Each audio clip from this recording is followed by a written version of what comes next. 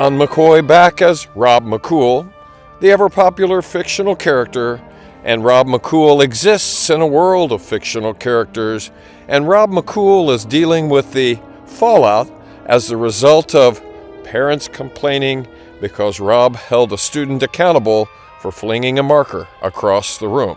And this fallout has spread to the other students in Rob McCool's class. When a teacher's authority is questioned, be it by parents or by administrators, that teacher's effectiveness in the classroom is diminished. And such was the case after the situation involving that student whose parents had complained to Rob's administrators. Some background information.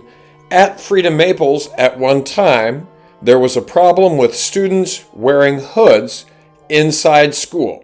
In other words, students would sit in class with their hoods up, and Rob McCool talked to his principal at the time, Stormtrooper, about it, and this is how Stormtrooper responded.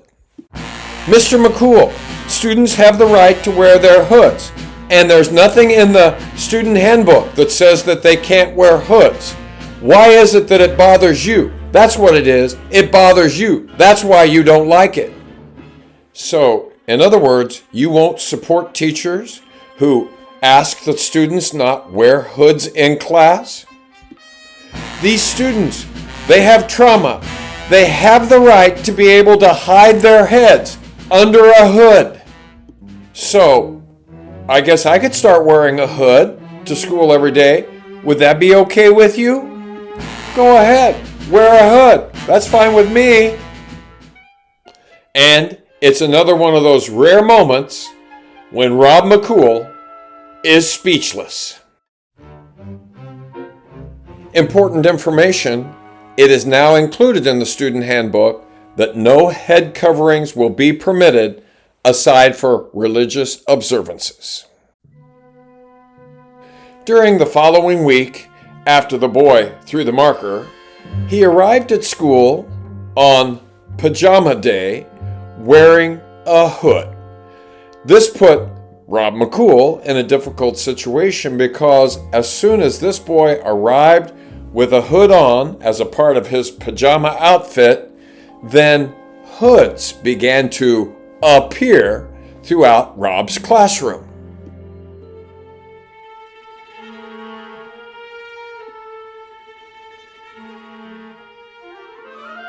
Yes, Rob felt like he was the victim of a rebellion. Backing up, remember Rob's mom is now at South Terre Rehabilitation Center after having that hemorrhagic stroke 1 year, 9 months ago. On a Saturday, Rob decides to go and visit South Terre at lunchtime.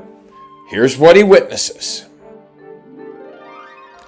The South Terre residents are seated at one long table and they are eating a very nice meal. Rob's mom is among their number, but she's definitely a different type of person than the other residents of this facility. Rob's mom's hemorrhagic stroke, which was on the left side of her brain, made communication difficult for her. Nevertheless, she was able to feed herself. She just had trouble communicating with the fellow residents and the staff at South Terre. And she was always ecstatic to see a member of her family arrive. So dramatic was she that one of her family members came to see her even though we were there every day. Meanwhile, back at the site of the Hood Rebellion, Rob, in his own inimitable style, was able to quell the unrest by explaining bluntly that wearing hoods in class would not be acceptable. There was still an air of rebellion floating throughout the classroom, but Rob had come up with a way to nip that rebellion in the bud. Since Rob's principal didn't support him in his quest to encourage students not to wear hoods in class, Rob decided to call the father of this hood-wearing student, the one who had thrown the marker, and now the one who was wearing a hood as a part of his pajamas on pajama day. So Rob attempts to call the father, no answer. Then Rob attempts to call this boy's mother, and this mother does pick up the phone. As you may recall from a previous segment, Rob McCool likes to stay in touch with the parents of his students because really truly it takes a village to raise a child, and if you have the parents' support, you can accomplish anything with the child. So Rob usually has no hesitation whatsoever about picking up the phone and calling a parent if Rob has a concern. However, in this situation, Rob did have some slight trepidation about calling this boy's parents to talk about the hood situation, especially since they had called Rob's administrators to complain about Rob and schedule a meeting with Rob's assistant principal and the counselor. But Rob is one who is determined to do what is right, so Rob does get in touch with this boy's mother, and here's what she had to say. Oh, yes, Mr. McCool, yes. Well, if he's not supposed to be wearing a hood in class, then I agree. He should not be wearing a hood, if that is what the expectation is. So yes, you may tell him that he should not be wearing a hood. Yes, thank you for letting me know. Well, score 1 for Rob McCool.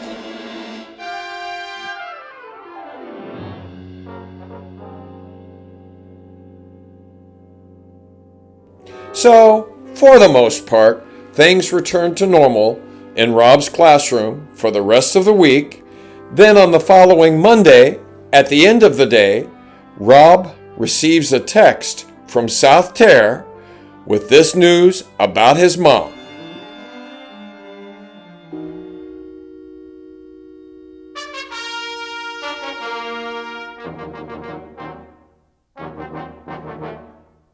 Rob hurries his students to the bus so that he can make his way to Freedom Hospital.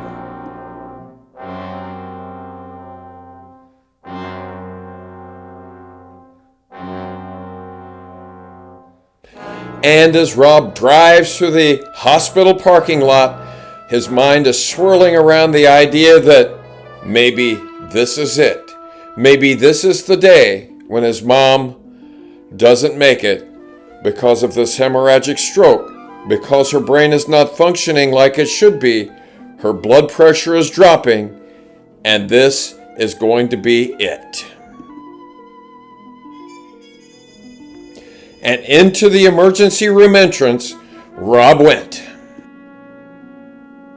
And in the emergency room, at Rob's mom's cubicle, Rob arrives and sees his two sisters already there, and Rob's mom is awake and smiling, so delighted that her family has come to see her.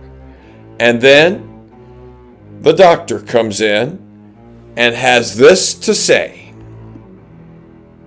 Your mom's condition doesn't seem to be getting any better. There seems to be a pattern of she improves, then she gets worse, she improves, then she gets worse. For this reason, I recommend. So, what is the doctor going to recommend for Rob's mom? To find out, be sure you tune in the next heart-stopping edition of Rob McCool's Guide to Freedom. And meanwhile, back at Freedom Maples Elementary School, in Rob McCool's classroom, more trouble is brewing. Be sure you tune in the next thrilling edition.